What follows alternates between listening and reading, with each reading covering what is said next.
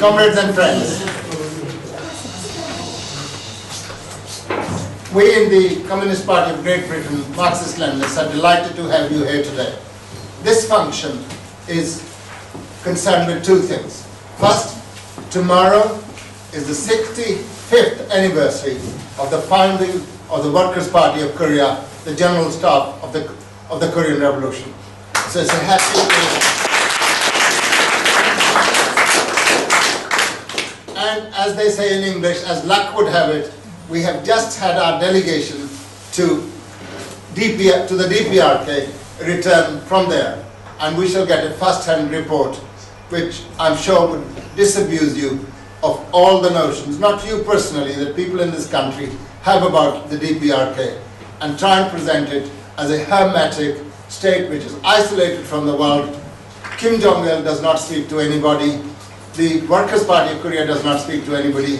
They have absolutely no connection with the people. The only way they rule is the Workers' Party of Korea just kills everybody, and there's nobody else living in Korea. Well, our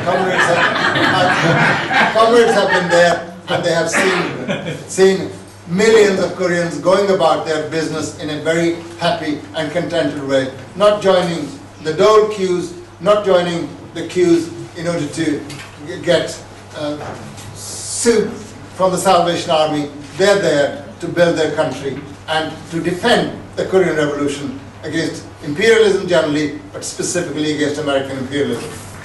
I think one has got to admire the Koreans, that a small country, first of all, the big country is divided into two parts. Larger part of the population is in the southern part of Korea, occupied by US imperialism, with more than 30,000 troops and a lot of weaponry, including nuclear weapons. Those people who have nuclear weapons in the south and have imposed division, cruel division on the Korean people, are asking the north to disarm itself. Well, they must be jokers. They must think that the Korean leadership is stupid, that they will disarm themselves so they can be invaded. The Koreans have learned very well from history. There's only one thing that imperialism actually respects, that is power.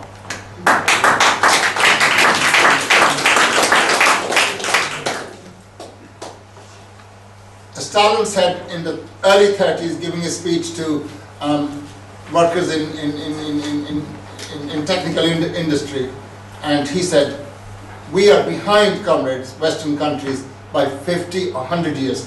We make up the difference in 10 years or they crush us." And that's precisely what happened. The Soviet Union made the difference in 10 years.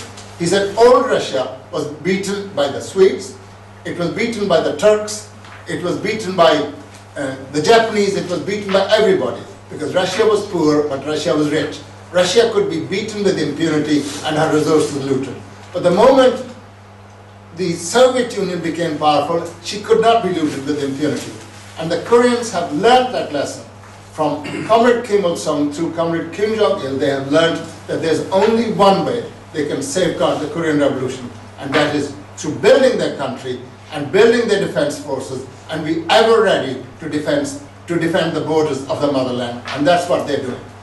Even Madeleine Albright, no revolutionary, no friend of mine, she said, and that is of course she said it after she stopped being the Secretary of State for the United States, that Iraq was invaded because it had no nuclear weapons. North Korea is not invaded because it has nuclear weapons. Isn't that a wonderful case in defense of the weapons of the DPRK, which are weapons for peace, which are weapons for socialism, which are weapons for bringing stability to the Korean Peninsula, whose stability is with every minute disturbed by the presence of foreign troops. Americans do not want peace on the Korean Peninsula, because if there was a peace, they'd have no reason to stay in Korea. They'll have no excuse for having their forces there. They have their forces to keep the Koreans divided, to overwhelm the regime in the DPRK, and then threaten China on one side and Russia on the other. And this is understood. So by defending themselves, the people of Korea are not merely defending themselves, they actually are serving the interests of the peoples in the area as well. They are keeping US imperialism at bay. US imperialism would like to join the North and South under its own terms, so they can sit next to China on one side and they can sit next to Russia on the other. And it was really a great privilege for us. We're a small party, everybody knows we're a small party. Everybody knows, and we never pretend to be the movers and shakers of the working class movement in this country. We're trying to build ourselves. But the WPK recognizes quality where it sees it. It sees in us some people who are fellow revolutionaries, even if they're small. And it was in that context that we were invited to send a delegation. We sent 5-person delegate, believe it or not. 2 of them are sitting here. Blanche Carpenter cannot be here today because she's unwell. Sarah, is she returned?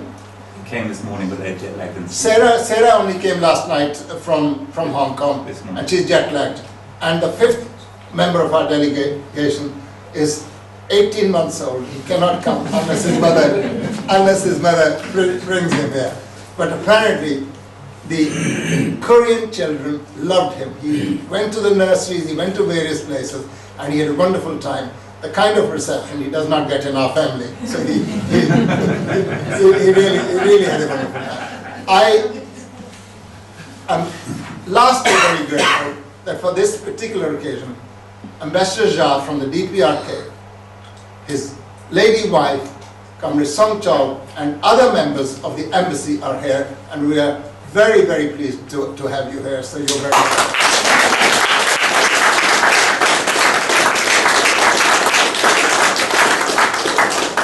And may the fraternal relations between our 2 parties, the Workers' Party of Korea and the Communist Party of Great Britain, Marxist-Leninists, continue to strengthen by the day.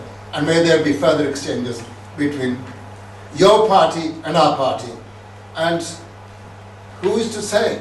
Stranger things have happened.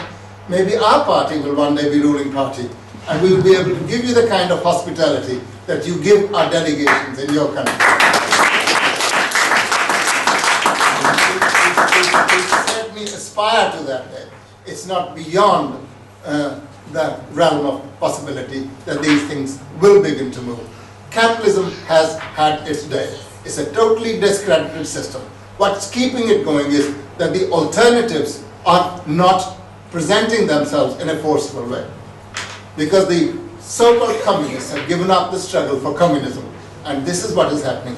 That is precisely why we in Britain, small though we are, we're the only communist party, and we're the only party that is fighting for socialism. And that's why we're so close to you. That's why there are close relations between your party and our party. And with these words, comrades, I don't want to stand between our delegates who have just visited Korea and you. And I'm going to call upon, first of all, our General Secretary, Zain Carpenter, to give a report of the visit to Korea.